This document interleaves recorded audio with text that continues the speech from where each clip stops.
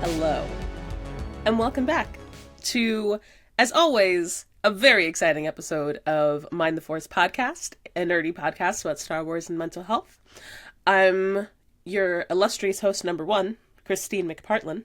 And your less illustrious host, James Abadi. Oh, stop. Somewhat. You're very illustrious, James. Trust me. Thanks. I know these things. Like, I'm a podcaster. I'm very smart. You will be illustrious. And we are really excited for this new episode. It is all about fandom. One of our favorite things here. Because obviously, not only are we big fans of the things that we're fans of, but we like to talk about why. Why are we so just into all these things around us? Why are we so into Star Wars? Why are we so into mental health and psychology? And kind of why do these things make us tick? And we're going to be joined today by who I consider a super fascinating expert, Gayle Stever.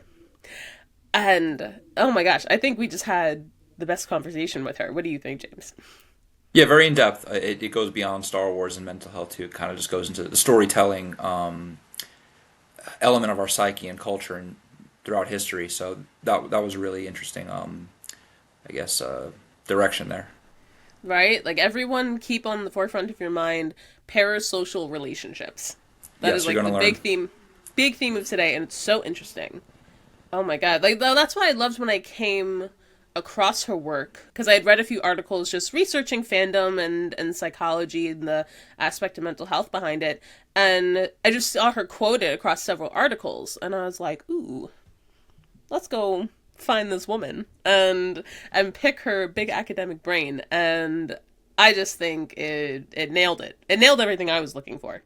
Also, noteworthy for me and James here at Mind the Force is we are now an Ambi-nominated podcast, which is super exciting. For those that don't know what the Ambi Awards is, it's run by the Podcast Academy, which is a professional podcasting organization. And if the way that I've had it described to me, which I think is very, very accurate, is like if you like the Ambis are like the Oscars of podcasting. So it's so humbling to be recognized by this community, and we're nominated for Best DIY Podcast. So we are not working with any big corporate money. We are not some no PACs, no super PACs. Yeah, definitely no super PACs here, baby. This is all self-funded. With the power of our day jobs and the Force. And while we do it ourselves, we would like to thank our producers and our listeners, too. We couldn't really do it without you, honestly. There would be no one to bolster this, so it's undergirded by all of your support. And the fandom itself, this episode undergirds the fandom that does exist and the whole justification for us doing this. No, 100%. Like, we'd have no show if there wasn't for amazing, like, fans to make it for. So thank you. And yes, big shout out to our lovely producers there at Press. Shout out to Matt and to Rich and to Corey. You guys are the best. But before we get into our lovely conversation with Gayle, as usual, we got the little business before the big business. To stay up to date on everything Mind the Force, hit us up in all the places. You have mindtheforce.com. You have our Facebook, you have our Instagram. Like, subscribe, and share on all of your favorite streaming platforms where you get all your favorite podcasts. You have Apple Podcasts, Spotify, Pandora, Amazon, CastBox. If you hit the link in the bio, you'll find the clickables. And you can click those clickables and find all the stuff. And you know you want the stuff. And for all of your big Star Wars feels, thoughts, and smoke, please email us at mindtheforcepodcast@gmail.com. We would love to hear from you. We love the smoke. Send it our way. And just a content spoiler warning. Mind the Force podcast is a retrospective on all Star Wars characters across all Star Wars content. So all films, TV shows, novels, comic books, and video games are up for discussion. If you don't want some aspect of currently released Star Wars content to be spoiled, you know the drill. Turn around now and we'll see you later. Come back later. That part. All right, come on back now. You hear? You don't have to go home, but you shouldn't stay here. You should come back once you digested it all. Yes. Yeah. Maybe go watch some Star Wars and then come back. And then come back. But we're so excited for you to hear our conversation with Gayle today. Gayle Stever is a professor of psychology at Empire State University of New York. Shout out SUNY schools. Ooh, with a focus on media psychology. She's been involved in research in the areas of fan studies and parasocial theory since her graduate school days, beginning in 1988. She has taken a case study approach to fan studies, with projects including various pop stars such as Michael Jackson and Madonna and Springsteen. She's delved into Star Trek fandom, Hobbit fandom, Josh Groban fandom, and a variety of others. She also wants everyone to know she saw the original Star Wars movie on opening day in 1977 and has loved the films ever since. She's an author of 3 books, including her most recent book, Parasocial Experiences, Theory and Application, co-authored with David Giles. And we're excited for our conversation with her today. It's just, I love an academic. I love a researcher. And she came with all of the poignant fandom knowledge. Let's dig deep. Yes. Without further ado, please welcome Gayle Stever. Hello, Gayle. Good afternoon. Hello. How are you doing? I'm fine. Yep. Having a good day here. Fantastic. From what you told me, you were upstate in snowy New York, in snowy central New York. Rochester. Yeah, the Rochester area. Yeah, which is about an hour east of Buffalo. Okay. If people can relate to that. Yeah. Yeah, we're both SUNY graduates ourselves, so we know a little bit about the upstate area. Okay. Yeah, that's great. SUNY's the best. You're in the SUNY thick is of the it. best. We're really excited to have you on today. I think you are extremely cool for what you have chosen to study for your life work with parasocial relationships and celebrity, as well as fandom, which we're big here on Fandom at Mind the Force. So I guess if you want to tell our viewers just a little bit about, I guess, your background and your course of study, and maybe some of your favorite points of study and how those have kind of delved into the Star Wars universe. Sure. Well, I come from a music background. My bachelor's degree is actually in music. And so when I decided in my master's thesis, my thesis advisor said, I went to him and I said, I need to do a thesis. I have no idea what to do it on. And he said, what's the most interesting human behavior you've ever seen? When I was 9 years old, my mother took me to Sibley's, which was a department store here in Rochester, because I grew up near here. And they were selling Beatle albums for $1. And I remember waiting outside this department store for them to open the doors. And when they opened the doors, it was all of a sudden, run or be trampled. There was this maybe 100 people waiting, and all of a sudden there was this crush forward and literally run or be trampled. And I remember running through this store and thinking, what is wrong with these people? I would like a Beatle album too, and I was 9 years old. I had a 9-year-old perspective on this experience. And I had always wanted to understand why people would behave that way. So I decided in my master's degree years that I wanted to study superstar mania. And I would have, as I said, would have gone back in a time machine to Beatlemania if I could have, but that wasn't available. So the next closest thing I could see in the culture at that time was Michael Jackson, who was on the Bad Tour. And I was committed to taking the perspective of the fan, interviewing the fan, understanding their experience, rather than just trying to create an academic bubble and be very theoretical. I wanted to it's called participant observer ethnography. That's the jargon for it. But you actually go out and participate with people and talk to people and observe people and draw your conclusions on that baseline of real experiential information. So I went to 14 Michael Jackson shows. I met literally 1,000 or more fans. I interviewed hundreds. I had survey questionnaires, and the conclusion I came to at the end of that study was that there were three main things that drive a fandom, and that I don't think it matters what kind of fandom. If you're going to be a fan of a celebrity, number one, they're good at what they do and you admire what they do. So Michael Jackson is the best singer dancer I've ever seen. The second, which is a common driver of fandom, is this person's attractive. I have, some people call it a crush, a celebrity crush, but they're attractive to me, and I just have a romantic interest. And then the third thing is, this is a good person. This is someone who's either philanthropic or, I would point to the recent Taylor Swift tour where she's giving millions of dollars to food banks, and this kind of philanthropy, generosity, kindness, honesty. People gravitate to celebrities that they think personify these good qualities. One of the things I when I first started studying fandom is I didn't want to study anything I was already a fan of. So all the fan studies that I chose were things I was not already a fan of. Thus, I never studied Star Wars fandom because I was already a Star Wars fan. What I've observed in all the different fandoms that I've looked at, I'm coming up on close to 40 years of study at this point.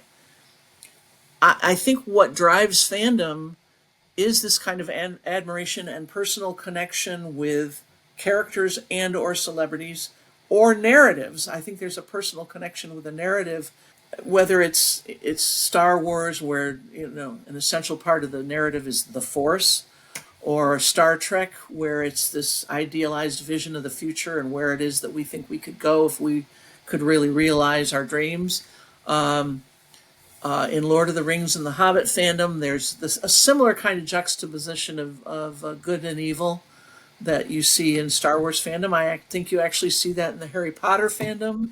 There's a number of media fandoms that people gravitate to because they love this juxtaposition of good and evil and what that conflict is all about, particularly in today's world where we're kind of living it. To be able to transport yourself into another world where maybe it's clearer. I always use the Lord of the Rings, those movies, as an example that it's pretty clear who the good guys and the bad guys are. There's no moral ambiguity in Lord of the Rings. It's pretty clear. Yeah. Not like Game of Thrones. and I think that people like that. They like being in a universe where we can tell, that this is the good side that ought to win and this is the bad side that shouldn't win. I think there's actually a touch more moral ambiguity in Star Wars because of the interesting things they did with, for example, the Darth Vader character who has his moment of redemption at the end, and who we feel some empathy for. Even though he did horrible things, we end up at the end feeling a certain amount of, kind of, I think, relief, that somehow he got back on the right side of things, even if he did do some bad stuff. And I don't think you see that same level of, that kind of redemption in a Lord of the Rings narrative. But they all have things to recommend them. And I think that people feel connections with these story elements, or they have a main character with whom they might identify. Identification is something we look at quite a bit I'm a developmental psychologist, and in developmental psychology, identification's a big thing. Another thing we talk about is a parasocial relationship, which is the relationship I have with someone where I know them really well and they don't even know I exist. And in the case of a character, they don't know because they're not real. But even with a favorite celebrity, like a Michael Jackson or a Mark Hamill, they potentially could know me, but they don't. And so we talk in that case where it's a real person about something called paracommunication, which is the half of the conversation that the celebrity contributes. So you've got Mark Hamill and his relationship to the fan base, and it's an individual with a group. And so, but it's still a relationship because he's a real person, these are real people, and we make up our mind what he's like by observing him in real life. What kind of a person is he? What kinds of, values does he express, and so forth.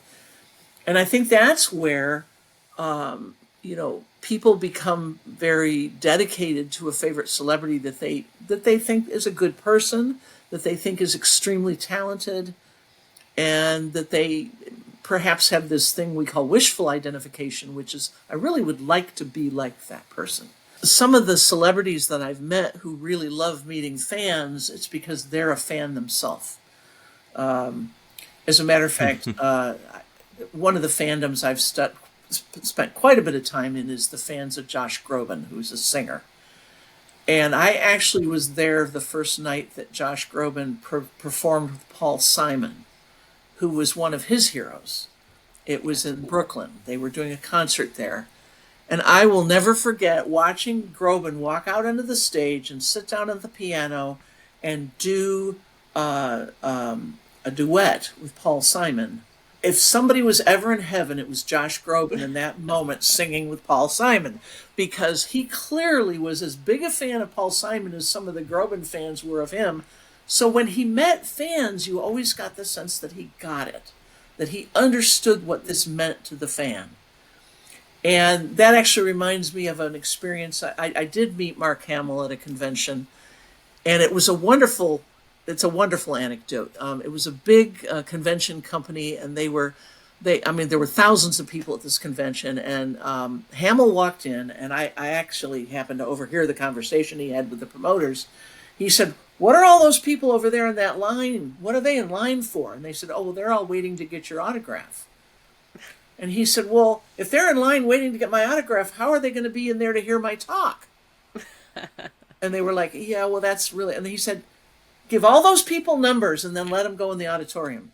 And they did, because he asked them to do it. And it's funny because over time that became more the norm at those conventions. They realized that actually worked pretty well, to just give out numbers. Good system. And then let people hear the talk. Hamill didn't want everybody sitting in the autograph line waiting. He wanted them in there to hear his conversation with the audience. And so it'd be like a deli. It would be like a deli. Take a number and later on I'll give you. Wow, that's great. They'd line back up for the autograph when it was time. But he he cared. He didn't want the fans to miss the talk, and you just really got the sense that this mattered to him, that he was going to use whatever pull or weight he had to make things happen the way he thought they ought to happen, and he was going to not let the promoters dictate the way things were going to go. And I just from that experience, I admired him. I thought he was a very savvy, fan-friendly kind of guy. That's just a sense I have of him. And so when we talk about paracommunication, and then we talk about parasocial perception. My perception of Mark Hamill was influenced by this in-person, real-life experience I had of observing him dealing with convention promoters and getting what the fans wanted. And so that perception, even though I don't know him in real life, and obviously, he's not somebody I know well, but I know about him based on that behavior, and that's what we call parasocial perception. Some people get the feeling that, oh, well, these celebrities, they're all just out to fool everybody, and they're not really the good people we think they are. They're just putting their best face forward. They're just, And my answer to that is always, isn't that what we all do? Mm-hmm. Is there anybody isn't there anybody that doesn't want others to think well of them and doesn't put their best self forward? And so that's never been a good argument for me to not believe that somebody like a Mark Hamill's a good person.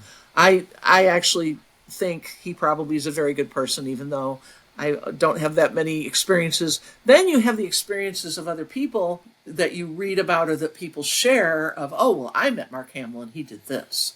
Or I just read one the other day, and it was actually Michael J. Fox, Back to the Future, where he had been particularly kind to a fan and had said, my job is to be here to make this experience meaningful for these fans. And he's another person that I think is, seems to be a really good guy. And I don't think he's trying to fool us. I think that's really who he is. And so the whole, we have a society that's kind of cynical about celebrity. That's been my experience. That we think these people aren't who they really appear to be, that they're trying to fool us, and probably some of them are. I'm not saying all celebrities are good people. As a matter of fact, I wrote a book. My first book that I wrote in 2019 was called The Psychology of Celebrity. And one of the things I said in that book is we try to treat celebrity as if it's this homogeneous, monolithic, all these people are the same concept, when in fact, celebrities are just as diverse and individual as any other group of people you'd meet. I've had the privilege of getting to know probably a couple of a dozen celebrities over the years, and they're all different. They're each unique. There's nothing the same about any of them. And so my feeling is you have to take each person individually as they come, and you're going to meet, just like in any other group of people, good people and bad people, and shades of gray in between. And you'll catch them at good times and bad times too. Right. You know, I'm sure people would think I'm a bad person if my car just broke down and they're trying to quiz me and I'm freaking out. I'm sure their only image of me is a terrible, rude person. But if they caught me outside of that moment, maybe I'd be nicer. Absolutely. Right? Absolutely. We're all just human at the end of the day. That's right. That's right. So the whole thing about celebrity is, I don't buy into the cynicism. I think that, as I said, most of the ones I've met, now admittedly, a lot of them are Star Trek actors that I know in real life. And not a bad list to have. that's a group of good people. Yeah. One of my lifelong closest friends, I have to say, and he said this actually at one point, so I'm not overstepping, was Rene Auberjonois, who played Odo, the shapeshifter on Deep Space Nine. And we lost him to cancer in 2019. I don't know if you knew that, but Condolences. But he was somebody that I got to be very close friends with. And he used to say, and I think this would apply to Star Wars as equally as it would Star Trek. He used to say Star Trek is modern mythology. That Star Trek isn't real, but it's true. That's a quote from Renee.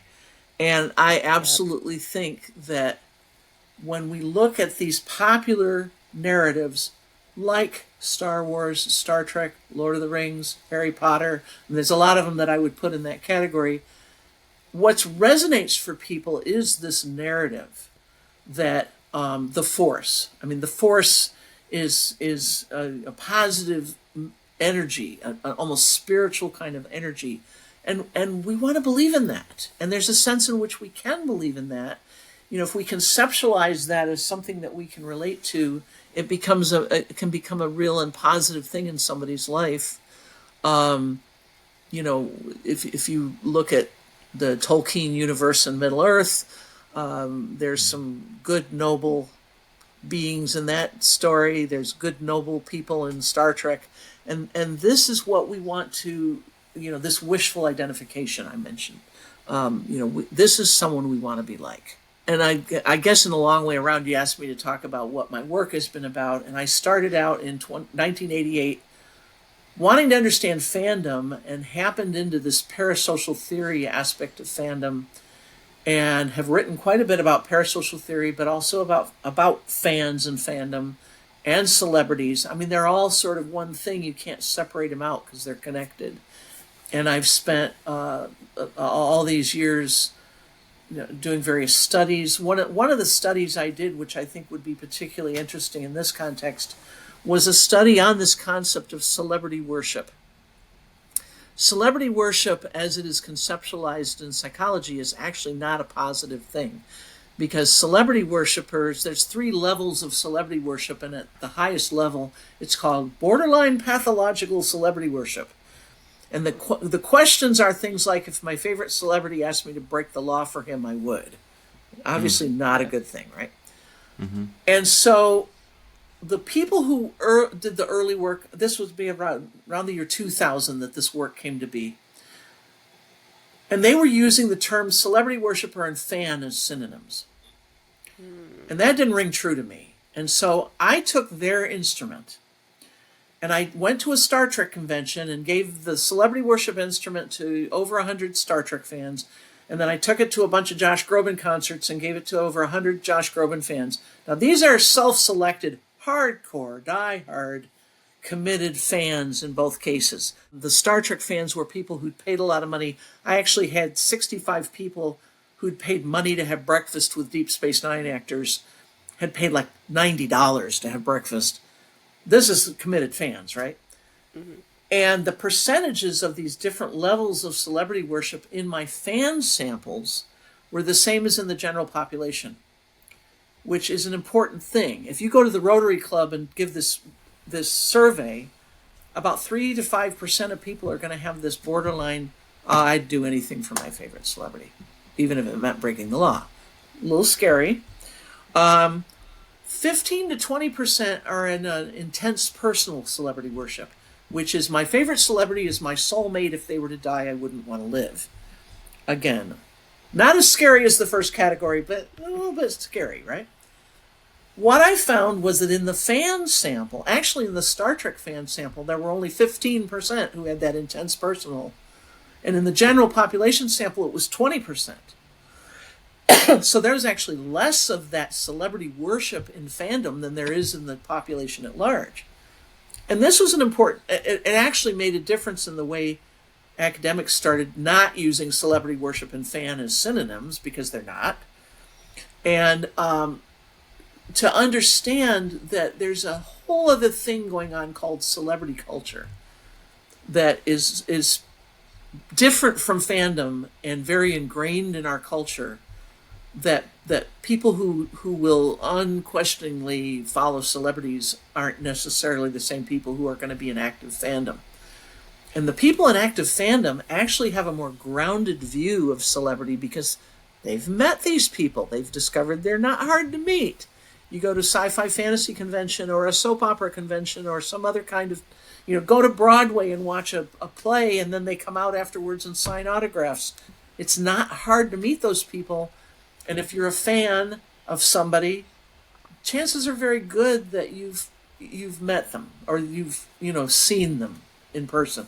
And so this whole cult of celebrity culture is different from fandom, and I think it's important to emphasize the two get conflated. They get conflated in the media and they get conflated in people's minds. I do a lot of media interviews. I've been interviewed recently by the New York Times and the Washington Post and BBC America, and I get called as a quote expert all the time. And one of the first things they want to ask me is, well, what about these obsessive fans? Is this healthy? And I always say, first of all, I don't like the word obsessed because there's two meanings for the word obsession. There's a clinical meaning, which has a connotation of mental illness, obsessive compulsive disorder, obsessive personality. I know that obsession. Yeah, and so that kind of obsession, I can't control it. I'm thinking about this thing whether I want to or not, and that's a mental illness. Yep. There's an everyday meaning for the word obsessed, which is, I'm a quilter. I'm obsessed with quilting. Well, I can stop thinking about my quilt anytime I want to, but it means that I'm intensely interested in something. A proclivity. Yeah, and in fandom, the obsessed we use in fandom is the intense interest, not the mental illness. But, again, the two get conflated. So that fandom, particularly as it relates to the word fanatic, gets associated with things that are not mentally healthy. And that's not accurate. I'm convinced that that's highly inaccurate. I go out and I meet people in fandoms. I've been doing it for close to 40 years. And I can count on two hands the people I've met that I thought had serious mental illnesses that were truly disturbing and troubling in active fandom. I think they're out there. I think they don't tend to get involved in the groups. I think they tend to kind of be loner fans, the ones that have some sort of, mental illness, because I've networked into at least a dozen, if not more, fandoms, and I just don't see it. It's not there. The other thing that gets confused with fandom is toxic social media behavior. There are people who get on social media who behave in a way that's toxic. We call them trolls, right? That isn't fandom either. If you get on a Facebook page for a certain celebrity, which I do all the time, most of the interaction is pleasant, it's amicable, it's supporting the celebrity. Everybody's, and they got this new thing coming out and that new thing coming out. Isn't it great? And The only time things get toxic is if you get a troll or two in there who start stirring things up and saying bad stuff just to get a reaction. That's not fandom, that's social media. And I think they're different, completely different phenomena. So I think you have to be really careful. People who want to say, I just had it happen a couple of days ago. I had a student who emailed me who wanted an interview for a paper she was writing, and she said, can we talk about the unhealthy aspects of fan culture? And I said, I don't know what that would be. I haven't observed any unhealthy aspects of fan culture. I've seen individual fans who were troubled or, possibly they had a mental illness or something. We can talk about individuals that have a troubled connection with a fandom, but fan culture itself is not unhealthy. If anything, it helps people develop a social network. It connects them to a favorite narrative. It helps them socially. And I could go all day about what's positive about fan culture, but it's not in and of itself unhealthy. And I said to this young woman, I said, rewrite your research question, because you've embedded a fallacy in your question. And it shows a bias that's frankly not accurate. And we had a great conversation about this, but it's not unusual for me to get that kind of a question from prominent media journalists. They want to know, well, what's wrong with these people? And I just want to say there's nothing wrong with any of them. They're having a good time. In 95 cases out of 100, it's just people having a good time. I think that's really beautiful. A very strong, I guess, message we have here on our show is really like the beauty of the fandom community, that you can go to a convention and meet people and you don't know anything about this person. You don't know their life. You don't know they don't know their job or what they do or their upbringing. All you know is that you both love the same thing. Yep. And there's a connection. And that's beautiful. And you're right, it does give people like a social connection. It gives people a community. It gives people something to relate to and something just to feel good about. Yeah. And I don't think there's anything negative about that. Fandom in itself is a positive connotation, right? It's like the ones who are not acting as fans within that group, they're the rotten apples per se, And right. It's like going to protest Empire Strikes Back. Everyone online who's a fan is going to go see the movie. You protesting and say, don't see this movie. I love Star Wars, but F you all. That's not really in the spirit of fandom, so it doesn't really make sense. Right, it's a category error. Yeah, and again, in all the years I've studied fandom, the single thing that every fan culture I've studied has had in common is philanthropy. Every single fan group that I've networked into has done something for charity. And I was part of a Star Trek Deep Space Nine network and over a period of 9 years, that group wasn't more than 200 fans that were working on this particular raised, I figured it out, over $350,000 for the actors' charities. That's just one example. Lord of the Rings fans support reading is fundamental. Josh Groban fans, he has a foundation called Find Your Light, which is arts education for young people. And the fans have contributed over $2 million to that over a period of years. And then he's gotten other celebrities to contribute. It's really become a very important initiative to support arts education in a time when it doesn't always get supported. So, but the philanthropic heart of fandom is something that I've seen in every single group I've networked into. As a matter of fact, the very first Michael Jackson fan event I went to, it was in Denver, Colorado. There were 100 more people from all around the world who'd come to this group of fans that they were a part of, and they had two pickup trucks full of canned food for the local food bank as part of the event, just because they wanted to do something community-minded and they wanted their fandom to make a positive difference for somebody. That's typical. I see that all the time in fandom. I'm sure if I was part of the Star Wars fan community, I could talk about, I don't know what initiatives there are, but I'm sure they're there. I'm sure they are, because I've...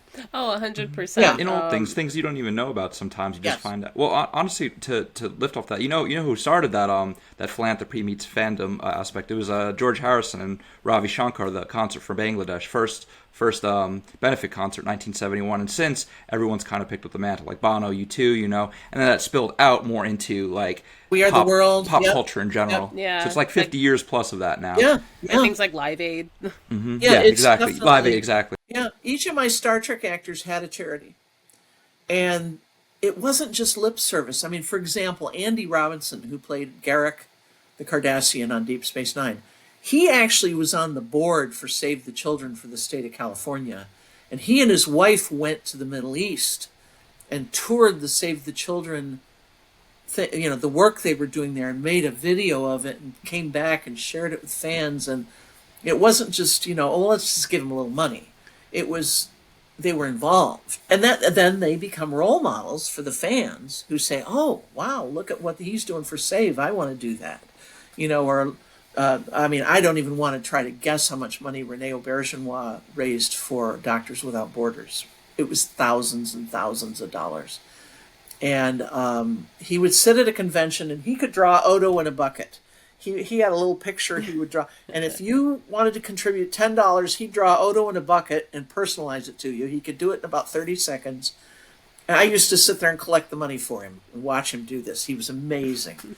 And, they just were super good-hearted people. I met Sadig, who was the doctor on Deep Space Nine, in 1993. I actually met him to interview him for my doctoral dissertation.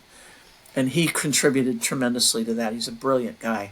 And about a year later, after that first interview, he came to me and he said, I've really been fortunate to get this part on Star Trek, and I want to do something for charity. I don't know how to go about it. You're smart. You could help me figure that out. And we did. We started doing some charity events together. I would organize them, and he would come and donate his time and autographs and photos, and then he got the other cast members to come. By the time the show was over, we had an event in Burbank, California. Oh, I don't know. We had 25 people from the show that showed up at this event, and we raised $32,000 in that one weekend. And this was all, the energy was coming from the actors who really wanted to do something, with this. They've been blessed with this, instant audience because they've gotten a part on Star Trek. And again, I'm sure this has been the case in Star Wars as well, that they're in a position to do tremendous good, and they take advantage of it. They say, well, this is what I want to do with this. I want to harness this fan energy. And I don't know if you're familiar, William Shatner has a horse show charity that he supports. And it's for working with children. I think it's, I want to say children with disabilities. I'm not sure if it's a specific disability, but he has had that horse show charity for over 60 years. And I met the fans who were working with him on that at a Star Trek convention. Matter of fact, we had our charity table and they were at the next table doing their charity thing. And we heard all about his horse show charity. And you don't hear a lot about that if you aren't involved.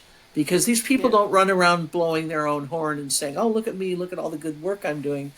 So there's a lot of this going on behind the scenes with a large number of these celebrities who want to do good for, with the fans. I mean, it's a partnership. It's a partnership between the fans and the celebrity that they can actually, make things happen that each of us individually wouldn't have the influence to do. Which I would join a fandom in order to study it, and my entree was always look for the charity work because I knew I could get my heart into that easily, and it was never hard to find because it was always there. And so I definitely think that my experience is that fan people are good-hearted people who care about other people, and they care about just this, we mentioned about diversity, the diversity of, it's part of the Star Trek mantra, this IDIC, infinite diversity and infinite combinations. But you see it in Star Wars too, where you've got all the different, I love the different manifestation of different aliens that are really look alien.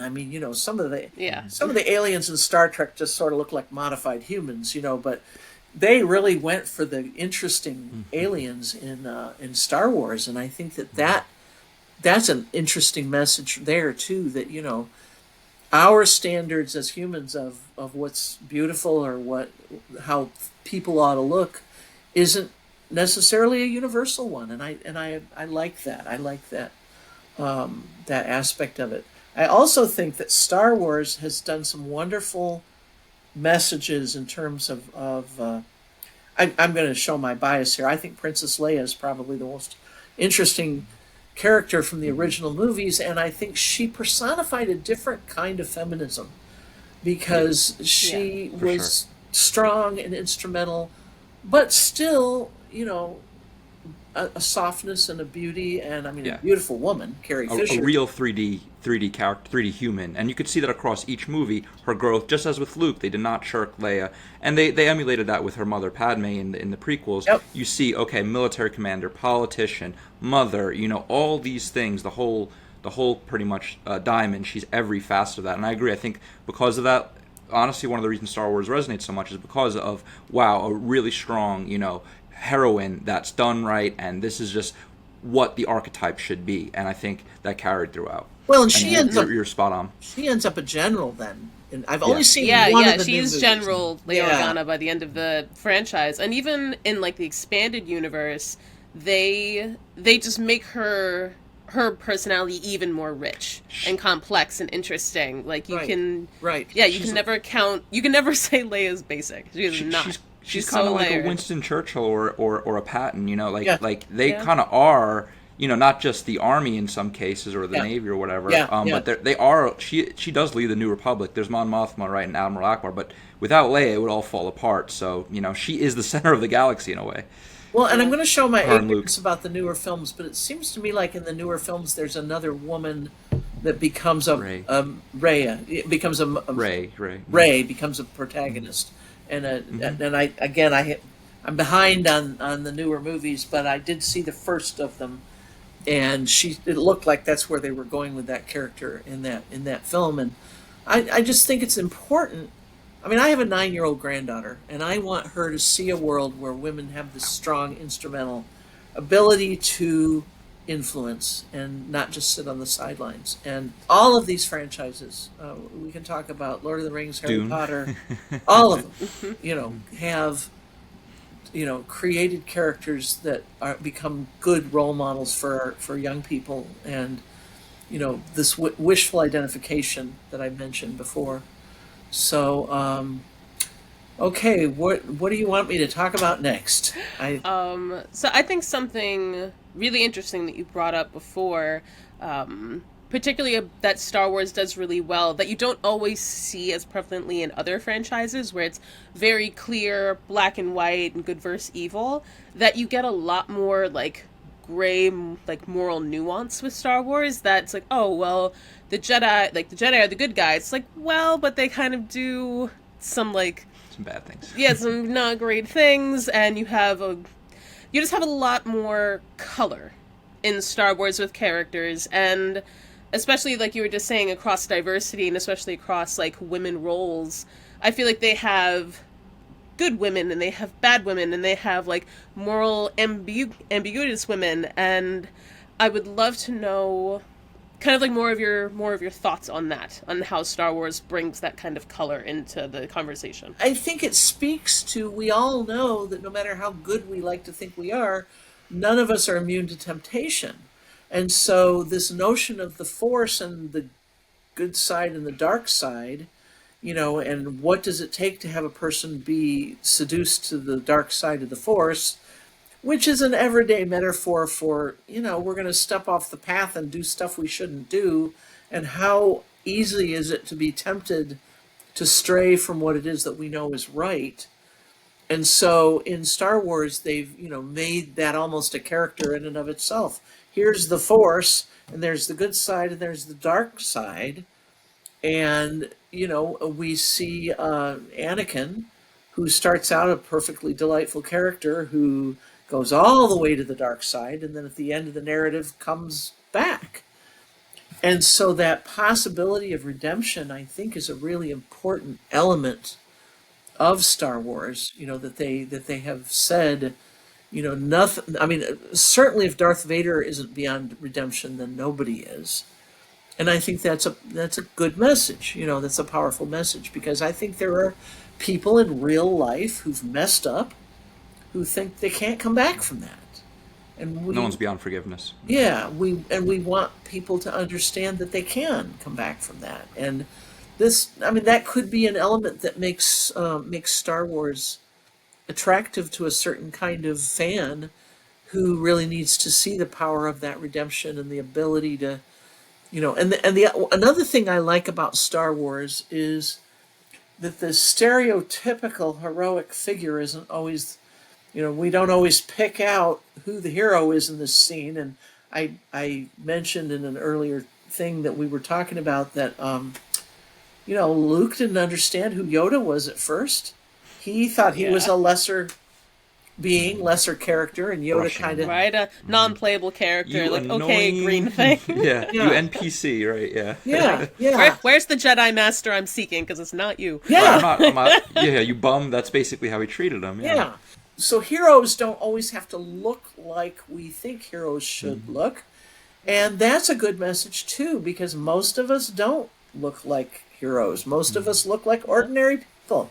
And so, the idea that, there can be a hero hiding behind this persona is food for thought, if nothing else. It's just a well-crafted, nuanced, complex narrative, which I think, for the intelligent consumer is what people want. They don't want the, this is all black and white and there's nothing in between. It's both palatable and aspirational. Yes. Yeah, Yes. I think that it speaks a lot to, I guess, the kind of escapism that people are looking for lately. I think you used to want to take yourself that far out of reality, that things are very clear and you don't have to question things too much, and it's very, like James said, very palatable. And I think what's great about Star Wars now is that it's still escapism, like you're still stepping out of yourself into this world, but there's just something realistic about it. It's more relatable. Yeah. Yeah, and I mean, I really relate to the notion of escapism. In 2003, I'm going to say something a little bit controversial here, but I'm going to say it. Go for it. We were the aggressors when we went after Iraq. Yep. And Yep. the fake WMDs that were supposedly over there, and we attacked, and there was much collateral damage. I was very, very unhappy at that time in my life, looking around at what was going on in the name of America, which we won't get into what's going on right now, but in 2003, that was what was going on. I was very unhappy with it. And my son got me to go watch Lord of the Rings. And Fellowship of the Ring was out. He actually got me to watch that at home on a DVD. And I loved it. And he said, well, this new movie, The Two Towers, is in the theater. Well, we went the next day. And the thing about Lord of the Rings, The Two Towers, for me, in that moment in our history, was that it was a way to escape the good guys, bad guys, and, who are we, and the moral... For me, the moral ambiguity was difficult, and I really relished that universe where there were clear good guys and bad guys, and I could escape into that reality. Orcs bad. Mm-hmm. I never... Bad, Hobbit's good. I never rewatch movies in a theater. That's not my thing. I saw Lord of the Rings, The Two Towers in the theater 9 times. Wow. Oof, that kind of woman, Gayle. Yeah. That's good stuff. It relates. It just hits. It was a moment when I needed that narrative to help me deal with what was going on, and it helped tremendously. Now, I think, there were good people making those movies, and I think, if you got into anybody who bought the DVDs, of course, watched all the making of stuff, right? And, whether it's Star Wars, Star Trek, or Lord of the Rings, or whatever, we all want to know how they made it. And we get the sense from that these are creative people who care about the work, who care about what they're creating. And They were faithful to it. yeah, and it's such a wonderful thing then to see. And then you want to go to the convention and meet these people who did Yeah. this work. My son and I went to Comic-Con in San Diego in 2003, I think it was. And it was the four Hobbits and one of the producers, and I think Andy Serkis. We were trying to remember, my son and I. That was such a wonderful experience to hear these people talk about making the movies and hear about their experiences and know that the people who created these narratives cared about what they were doing, cared about the narrative. And I think that that's part of what happens in Star Wars fandom as well, that we're invested in the narrative. And then there's this whole other thing that's a huge part of fandom, which I'm sure you know about, called fan fiction, which is an extension then of the story, where people who are so invested in a character that they want to tell more stories about that character. And one of the things that's interesting to me that I've discovered through actually the Hobbit fandom is something called alternate universe fan fiction, where you don't like something that happened in the story, so you rewrite the narrative to, Thorin and Philly and Kelly didn't die. And this is how the story is going to go on from there, because we don't like that part of the story, so we're going to rewrite it. And one of my favorite examples of that is when they killed off Captain Kirk in Star Trek Generations. And he came back and wrote his own novelization, William Shatner. Really? And why didn't I know that? That's brought really him back. That is the perfect example of this, what I'm talking about. Yeah, Shatner's great. He's a fun guy. But yeah, no, it's definitely, and I'm sure this is going on in Star Wars, where I know there was a place in one of the movies where Han Solo dies, and I am sure that there have been fan fiction, alternate universe stories where he doesn't die. Yeah, that's for sure. So I mean, sure. Well, even the Legends universe that people say Legends, or forgive me, pre-Disney acquisition, there was the Legends universe that's now known. Now anything post 2015 is canon. So in one instance, Chewbacca dies in the Legends, and in the new canon, it's Han who dies. So some people don't want to cling to the canon for that sake. They're like, nope, my favorite character is still alive. Yeah. And I even kind of look at even just the novel universe, the Legends novel universe, that George Lucas is like, I don't claim this. I don't care what you guys want to do with these stories. Here, take a license and essentially write fan fiction books. Right. That's kind of how I look at them. It's a blessing, the Pope's blessing, sort of. Mm-hmm. Right. Exactly, and they're amazing stories. They're incredible. They're adding characters that are now some being pulled into canon. It's good for the community. Yeah. Right, you have Thrawn, you have other great villains that are now being pulled into canon from the Legends universe By a large that were balance. essentially Lucasfilm licensed fan fiction books. Interesting. It's amazing. It's definitely in the Star Trek paperback novels. Some of the best paperback writers were fan fiction writers. It sounds like the same thing you're talking about. That they got recruited, to write, yeah. pocket books. They just right, books just for hire. little. I don't know. I have some on my shelf, Well, but yeah, they're just kind of either one-off stories that have the characters, may not necessarily follow the larger universe, but they're still wonderful stories. And of course, the most humorous example of fan fiction being made quote legitimate is the very funny 50 Shades of Grey, which was Twilight fan fiction that got rewritten. Just change the names of their characters, and it's the same. Yeah, too funny. Yeah. But what you probably don't know this, but in the 60s and 70s, women writers were not being published by mainstream publishers. And fan fiction came out of a desire for women to have their stories read.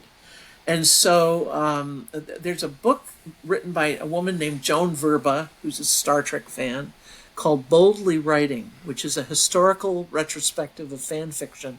And one of the things we know is that fan fiction came out of a desire of women to have their voices be heard, because mainstream publishers were not publishing female narratives. This is also where the whole proliferation of things like Harlequin and all of that came from, was, again, if you look at the romance novels, most of them written by women, and these were books that mainstream publishers were not giving a voice to.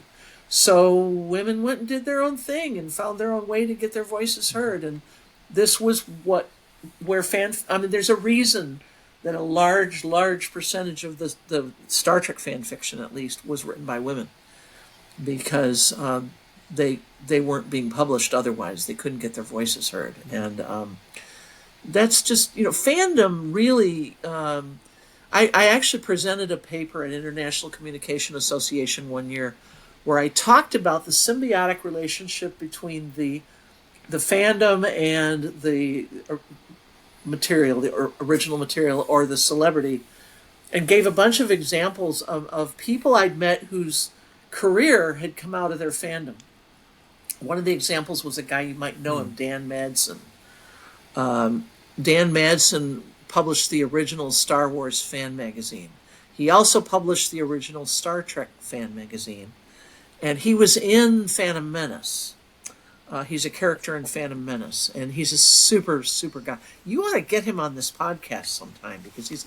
I mean, if you want to throw us the introduction, absolutely, we would love to get him on here. He's a wonderful person. He, I want to say Dams Denna. Is that the name of the character in Phantom Menace? Sounds it. I'm sorry? Sounds familiar. Sounds it. The animal handler. He's a little person. I think I remember that from the PlayStation 1 video game. I'm pretty sure. Yeah, Dams Denna, I think, is the name of the character. But he started the Star Trek Communicator, which was the official Star Trek fan club. And then he started the Star Wars official fan club, was the editor for that magazine. And his career, my point was, his career came out of his fandom. Well, for better or worse, if you know, 50 Shades of Grey came out of Twilight fan fiction. Yes. And that's so huge. It does spin off, right? And you can look at things as spin off, canon, not canon. To me, in the art of storytelling, sitting around at a campfire, no one worried about IP or property rights when when we're cavemen, sort of thing. But as time goes on, and property rights become more delineated, it's like, okay, I have to protect the property. Therefore, this is canon. But people can. It doesn't stop the storytelling from the fire from burning, sort of thing, and that's an important part for us to understand our psyche, speaking in parables, sort of things. Fandom, as you said, I agree. It in itself it is pure. It cannot be impure. It has to uplift the community. Otherwise, it's not true fandom. Or discipleship. You can tie it to religiosity in that case. It's like you have to follow what the code of the art is, and something like Star Wars is about positivity.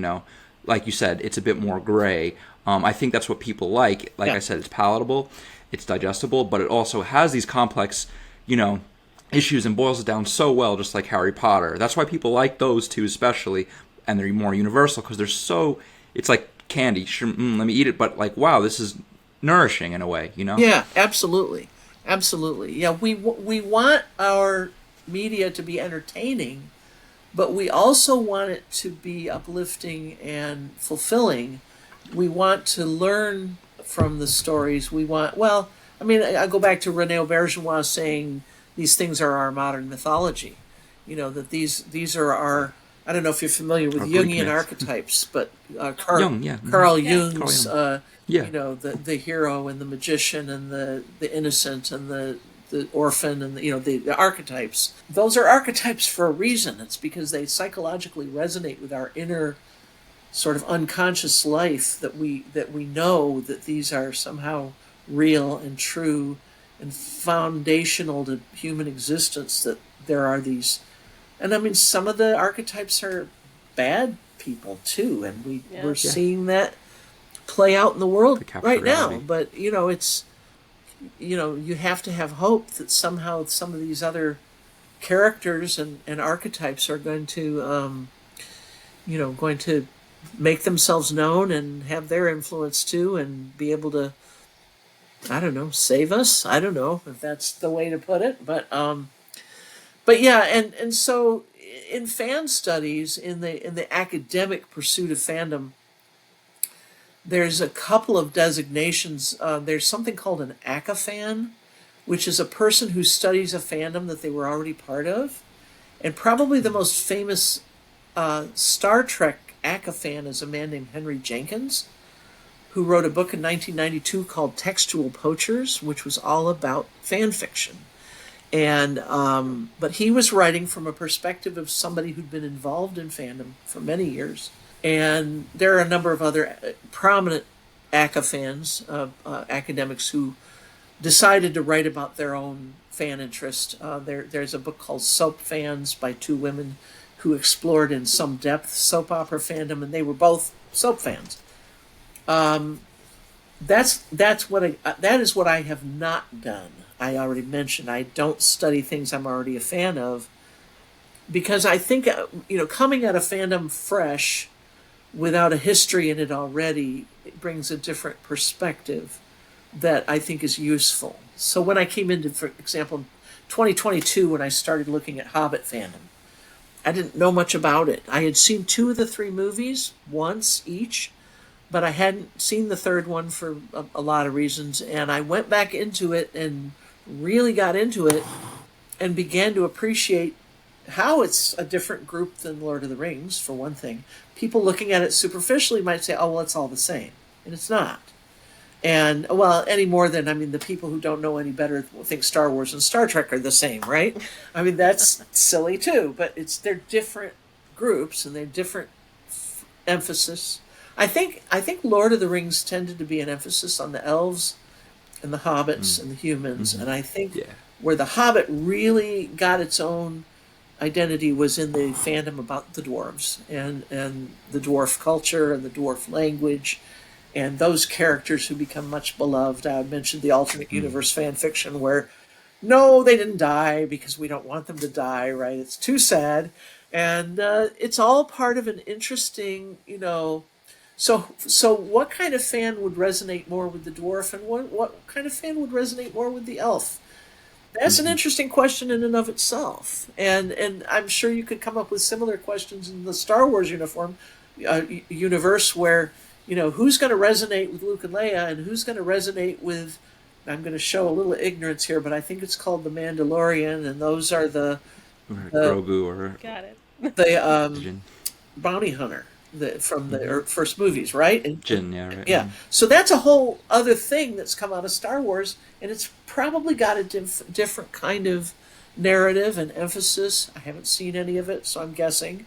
But that's the beauty of it, is it can take off in different directions and appeal to different people and have different meanings. And so, we want to understand. From my point of view as a developmental psychologist, I am very interested in, throughout the lifespan, how does our development. So in adolescence and young adulthood, it's the search for identity. But in middle age, it's the search for generativity, which is the philanthropy, the charity work. Because by the time we're in our 40s and 50s, we've sort of developed who we are, and now we want to start giving back to the next generation. It's called generativity. And so the middle-aged fan is going to look a little different to the young adult fan because they have a different life task that they're addressing. And then you get to old age, and the task in old age is a more reflective, here I am at the end of my life, and I look back, do I like what I see or don't I? And there's a lot of, one of the things the internet has done for fandom, it's brought in the population of more mature fans because it was all about access. So if you go to conventions or concerts or wherever you're going to go to meet favorite celebrities, you get to an age where it becomes physically difficult to do those things. So people sit at home on the internet and interact with fandom on the internet in a way that wasn't available to them in the 80s and 90s. And so we have a whole other group of fans who have access to fan stuff through the internet who might have been sort of not able to participate in a time when you had to be physically able to go somewhere and do things that become more difficult as we get older. I don't know if that makes sense. But so, fandom in later adulthood is also of interest to me. I was at a Josh Groban concert in Montreal, Quebec, and I was sitting next to a woman with I believe it was her great grandson, and she was 95 years old, and she had come to see Josh Groban. And I had been at the show several times because I was collecting data at all the shows. And he did a thing where he'd come from the back of the auditorium and come up to the front, and he'd come down the aisle, and he'd, give high fives as he was coming up the aisle. And this woman was on the aisle, 95-year-old lady. She was lovely. And I leaned over and I said, he's going to come up that aisle in a minute. If you put your hand out, he'll tap your hand. And she did it. And after he came by and tapped her hand, oh my God, she was over the moon. And I mean, what that moment said to me is fandom is ageless. Here's a woman who's literally 95 years old, and she's having this fan moment that's probably not different from any other fan moment a person might have had on that tour. And it just speaks to, how universal it is to be moved by and affected by the thing that you love, whether it's Star Wars or music or, acting or whatever it is, But, I always think about that lady when I think about what it means to be a fan as we age, because we're all going to get there eventually, right? Yeah. But anyway. Well, these are embedded in our psyches, though, honestly. Like, even, fandom, you can tie that into, even ancient Egyptian, ancient Greek, While the forms have changed over time, we have technology, we have bounty hunters with guns, that character for older people, that character for, middle-aged people, that character for younger people. There's always, a successful franchise or story does that, and Star Wars has that. Like Yoda, people, gravitate to across all ages, but Grogu especially, that's kids, because they can identify, wow, this little, and this character it just emotes, it doesn't even really talk, but people do have that character, fandom for this person. Sold all the toys in the past few years because it's so simple, and that character just resonates. Little kids, older, they just see the purity in it, and we see that throughout time. Even Tolkien lifted from the Norse, the Celtic, the English myths and whatnot, and you can see that blended over time. What I'm trying to establish is this is an unbroken line of dialogue throughout storytelling. It's just building and building on the shoulders. It's not. Star Wars did revolutionize it in a way, but what we're seeing is one constant fandom. If it's one big fandom, just broken up, and we're seeing that play out psychologically. If we're going to go into the mental aspect of that. Yeah, and when you were just talking about that, it made me think of the Minions and how they have universal appeal to all ages, but little kids do. Right. My granddaughter just loves. She's 9, loves those characters. And so funny, Heck, even Mr. Potato Head, Yeah, I mean, you can form and it's a real affection that you have for the character. I mean, it's we talk in developmental psychology about attachment. Attachment was a theory that was developed with respect to infants and caregivers. That the baby, first of all, if the baby can't inspire a caregiver, they're going to die. Babies are vulnerable. And so attachment involves proximity seeking, separation distress, and the attachment object provides comfort and safe haven. And in my own work, I've defined and written about something called parasocial attachment, which is the media character that gives us comfort. The place we go in media when we want a safe haven. I mean, we alluded to it with the escapism, but it doesn't always even have to just be escapism. Sometimes it's just, I'm going to put my iPod on with my music and I'm going to just be in that for a while, or I'm going to sit down and binge watch all 6 Lord of the Ring Hobbit movies or all the Star Wars movie. I mean, we've all done this, right? Tell me we've all done this. And that's, that's your happy place. You've gone to your happy place. This is what I call parasocial attachment. That the attachment theorists. I'm sorry if I'm getting too technical here, but they talk about. No, we love it. They talk about a transition object. So a transition object would be a child transferring their attachment to the mother to a blanket or a stuffy or a toy. Well, a lot's been written about media as a transitional object. That you transition your attachment from your early attachment figures to these media figures. So a child might feel an attachment to Elmo or Grover or the Cookie Monster or the Minions or, and then as you get a little older and you're an adolescent, now it's Luke Skywalker. And if you have a wishful identification, I talked to an actor who, loved Luke Skywalker as a child and just thought he was the best and went on to play some action adventure heroes as an actor.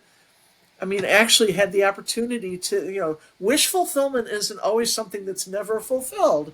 To have the opportunity to play a character that would be Luke Skywalker-like would be an example of wish fulfillment. And all of these things are part of our psyche, that we're born with a predisposition to be attracted to familiar faces and voices, because as babies, if we don't have that, we don't survive. So the familiar faces and voices of media become transitional to a different kind of attachment that then has the capacity to give us comfort. And I would even ask if you see that same parasocial attachment in cosplaying. oh, absolutely. Like, not like, I'm gonna put my favorite movie on. It's like, I'm gonna put my favorite character on and embody them. That would be identification, but yes. So it's parasocial if I'm relating to the other character outside of myself. It's identification if I actually take on the identity and become the character, which I think is what the cosplay is. But Well, you could see they're related Sorry. constructs. Go ahead. Okay. You could see that in sports teams. Technically, everyone's cosplaying when they wear their sports jersey, right? Absolutely. When they're out catch the baseball, they keep that forever, pass to their kid. This is, and then that passes. Yep. There are iterations, or not iterations, but bridges that we're making in our minds Yep, that absolutely. really connect that societal narrative. Really, Right. Like, I watch the Super Bowl and I see, honestly, like, people say sports divides. I think it unifies because everyone's gathered around, the Gladiator Coliseum. Everyone's gathered around the storytelling, fabric of that point. Otherwise, the story just doesn't get told. Right. So that's what sports are, sort of. It's a story, of good and evil, of just conflicting forces. And people, like, I'm a Blue Jays, I'm a Yankee, Yep. and to say, I am this. We're under this penumbra. This is our category. Yes. Let's see the categories it's win out in reality. Who's gonna ascend in this reality? Right. It's a very interesting, like, subcategory of, like, social tribalism. Yeah, Absolutely. but in a positive sense, though. Yeah, It, Yep. like I would agree. like she said, when it doesn't work out, it's not technically fandom, because fandom is there to encourage and not disparage. I agree. I agree. Mm-hmm. Yeah, absolutely. So that's another thing I've written quite a bit on, is this parasocial attachment, which is a construct that comes out of parasocial theory. That and I like the idea that from media we get comfort, and we get solace, and we get safe haven, and a certain amount of distress if if we lose a favorite thing, and our show gets canceled, our favorite character dies. This is where we get the separation anxiety, which is also an element for of sure. attachment. It's interesting. Yeah. To care about a fictional character's death is amazing, especially in Star Wars, right? But it feels more real than sometimes real people, and it's amazing how that storytelling, psyche activates. Well, in and our even minds. more so, if my parasocial attachment is to a celebrity and that real person dies, every time there's somebody with a huge fan base who passes away, inevitably I get these media interview requests. I got a ton of them after Queen Elizabeth died. Why are people grieving someone they never met? And it's all part of this notion that what does it mean to, quote, know someone? The parasocial relationship is, I know this person, and they may not know me back, although they know that we as fans exist. They might not know me personally. I like to joke that Stephen Colbert is my parasocial therapist. Right, he doesn't know you, but He doesn't know me, but when I need to have stress Yet. reduction, or I will go and I will watch an episode of watch his monologue. He'll make me laugh. He'll put it all in perspective. It's therapeutic, and that's a relationship that I would have in real life that can be duplicated in media.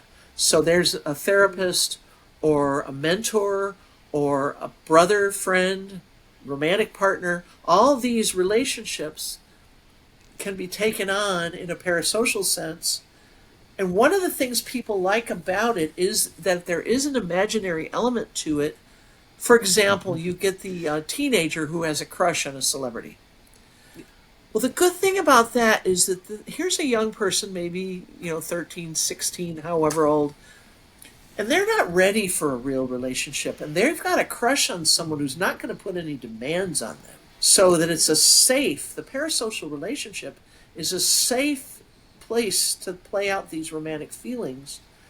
Whereas if you got a crush on a boy at school, he can exploit you if he's not a good person. And so the parasocial has an element of safety in it, and that there is some distance there. And sometimes, one of the things over the years, I've met quite a few people who have either through death or divorce lost a partner.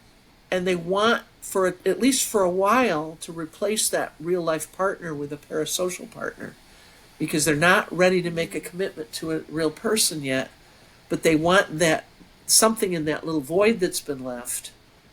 And so, and I could tell you so many stories about people who've done this, for whom it's been helpful, that they've been able to, work through some of their grief through a connection they feel with somebody that doesn't know them back, and thus isn't asking them for anything. That's the key in that circumstance.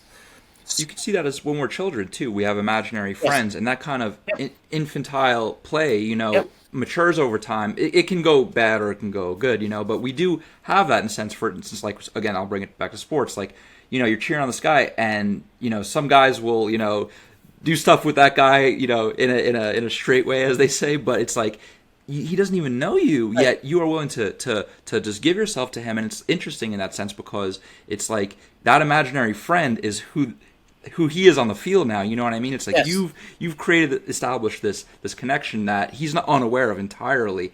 But we do that throughout society, even not in a, like, we can do that with our bosses, like, oh, my boss loves me, meanwhile you don't know what's going on in their head, like, wow, I'm a good worker, and I'm gonna, and it orients society if channeled in a proper way, I think. Yeah, absolutely. Yeah, no, all of that. It's definitely, but there was an anthropologist in the 1980s who wrote a book called Imaginary Social Worlds.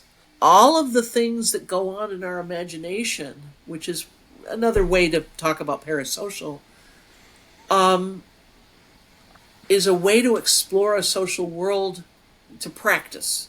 To practice. We all do this. We're going to go talk to somebody, and we run the conversation through our head before we go talk to the person. So we're going to go ask our boss for a raise. Yeah. So we, role play in our own head what I'm going to say and what I think they're going to say. We go back and forth. Or we're going to meet somebody that we care about, and we want to rehearse what it is. This mental rehearsal is a form of parasocial interaction, because we're interacting in an imaginative way in our imagination with somebody who's not there, but we eventually want to talk to them. And so John Calfee, he wrote Imaginary Social Worlds, that the Western world and their relationship with media figures, he was an anthropologist who looked at tribal people and their relationships to their gods.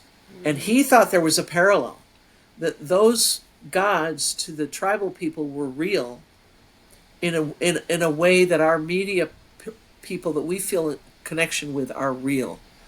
And it gets all mixed up in religious beliefs and so forth, but he makes a good point that what's going on in the imagination and the imaginal interaction, it isn't much different, was what he would point out. The power of the imagination, I think, is what we are talking about when we talk about parasocial interaction, parasocial relationships, parasocial attachment. The imagination is a fruitful place to let your mind be creative. Some of the best. Well, look at Tolkien. J.R.R. Tolkien created worlds, races, languages. There's a map of Middle Earth. It all came out of his imagination, and it is so detailed. You just have to really wonder what kind of an amazing imagination this man had. We don't have to wonder, we can see it. And what a We gift see that realities in was. our head, Yeah. and manifest them. Right? It's a Right? gift. It's extraordinary. Yeah, and so the creators of Star Wars, the creators of Star Trek, similar kinds of, well, I mean, Star Trek, you've got the languages again, you've got the Klingon, and you've got the, it's just a wonderful exploration of the imagination.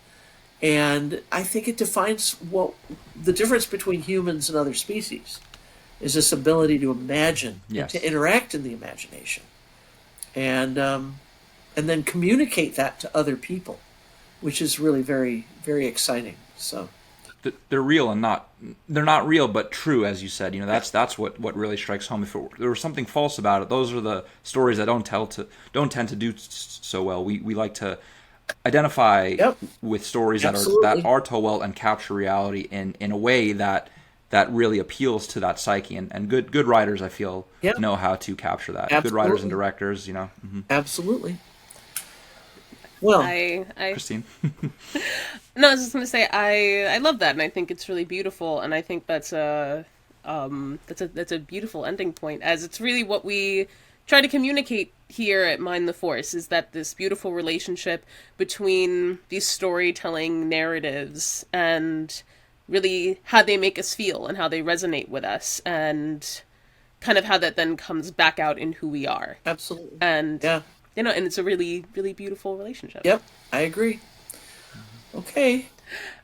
Gayle, this has been like the nicest way to spend my Sunday. Yeah, thank you for I making that time. I would listen to any podcast you were on, Oh, because thank this you. was That's fantastic. Fortunate on this one. Right? Especially this one. Everyone should listen to this one. Okay. Thank you so much for your time today. This has Absolutely. been really marvelous. Absolutely. Well, it's been pleasure, been interesting, and I enjoyed it. And don't hesitate to reach out if you have questions, or if you want to ask me anything else afterwards. No, of course. I mean, we'll have to. I feel like there are things we didn't mind. We might have to have a part 2. We might have Absolutely. to follow this up. Absolutely.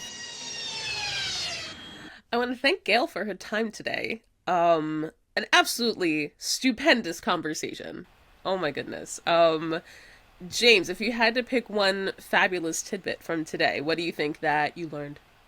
Kind of with the cosplay thing, like self-identifying under that penumbra of fandom, like how we not only want to be around, and have that adjacent nature, or that I guess proximity, to those that we idolize in a parasocial relationship. We also kind of want to become them as well, and that's a really interesting thing, which I think you see especially in Star Wars, in the fandom, in the cosplay, in the Comic Cons and all that stuff like that, because that is a part of a larger conversation as to who we identify as, with what draws us to these stories, and I certainly think with Star Wars we see a little bit of ourselves in that. We see ourselves in Vader, in Luke, in Padme, in Leia, so that self-identification and relatability on a I guess on a scientific level, from how she was describing, on a psychological level, just tying that into Star Wars, I definitely think that's where Star Wars and Harry Potter specifically are so successful and universal. It's that palatability and that aspirational, quality that we mentioned. How about you? All right. I think that's beautiful. I think, now, especially with Harry Potter, I think like we all want to be like as brave as Neville Longbottom to strike the enemy down when we need to. Like we all want to look evil in the face and be like, right? Like I will do this. I will stand strong in the face of evil. Like I will not cave, because we all want to be that person. I think my favorite aspect was probably that like fandom is inherently positive. That like when you have like online trolls and you have like that like fandom like toxicity, like you have either like the like obsessiveness or like that place where it can get unhealthy, like that's not real fandom. Like that then dives into mental illness and it dives into trolls and like a negative side of things, and that's not what fandom is. False disciples. Yeah, and exactly. And I think that's really beautiful, and I think that rings really well to our overall message, just about the beauty of storytelling and the connectivity and the community that it can create. And I love that, and I love having that like validated by a proper expert. And this was just a lovely conversation. I'm really just so happy Gayle made the time to speak with us, and that like seeing like her anecdotes and like other articles and just just her just really hitting the nail on the head across the board and really understanding like these fandom communities and the good that they can bring to the world. Absolutely. I think the main takeaway here that she boiled it down to, which I at least took away, was that, I guess, fandom, it really is only good. It cannot exist in an impure state. So, honestly, you can be open about your feelings, but if you have intellectual honesty and respect, for other people and just baseline dignity, I think a lot of that, really just is fandom. That's all it is. And when you go outside of those parameters, then you've left that element. And I think she helped categorize it. She helped prevent category errors. So you can see the fans and the not fans, in a sense, because non-fans, while they may respect the art to some degree, if they're not really respecting other fans, just as people, it's like they miss the point. The art is there to, yes, inspire conversation, but to also bring people together and not create toxic factions, and not create power structures. That's not the purpose of fandom. That becomes something else entirely. Yeah, no, I agree. For anyone who wants to read more of Gayle Stever's work, which I highly recommend. Oh my God, it's so interesting. It's going back decades. Mm-hmm. You can go to researchgate.net/profile/Gayle_Stever, and I will drop that link in the show notes so everyone can go and read her fascinating work. It's really quite a delight if you want to like proper like academic nerd out on like fandom culture and celebrity culture, and like she's been asking these big questions for decades, and I love it. I'm here for all of it. Yeah, Psych Geeks, go check it out. I think you'll enjoy it. And of course, to stay up to date on everything Mind the Force, please go to mindtheforce.com, Facebook, Instagram, for this episode and all previous and future episodes. Go to your favorite podcast streaming platform. If you hit the link in the bio, you'll find all our clickables. And of course, for all your big Star Wars thoughts, feels, and smoke, reach out to us at mindtheforcepodcast@gmail.com. We look forward to hearing from you. And that concludes another marvelous episode of Mind the Force Podcast. I am Kristine. And I'm James. And stay mindful. Be well, everyone. May the Force be with you.